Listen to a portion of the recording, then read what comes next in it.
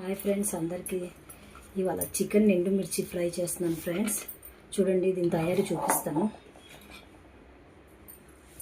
అల్లం, వెల్లుల్లి,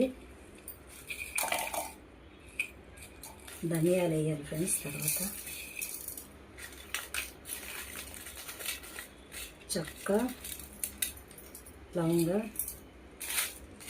ఎండుమిర్చి వేయాలి ఫ్రెండ్స్. కరివేపాకు వేయాలి, కొంచెం కరివేపాకు వేయాలి.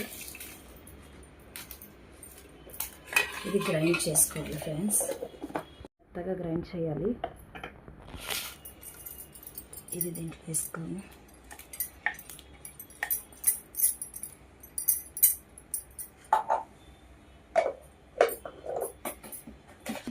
కొంచెం సాల్ట్ వేసుకోవాలి, పసుపు, కొంచెం పెరుగు. ఇది బాగా ఇలా మిక్స్ చేయాలి ఫ్రెండ్స్.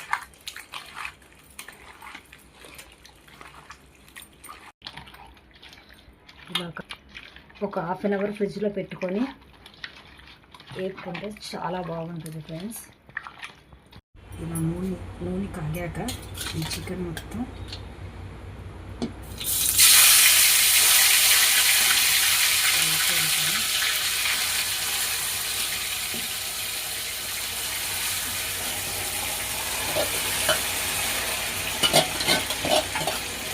మూత పెట్టేయాలి.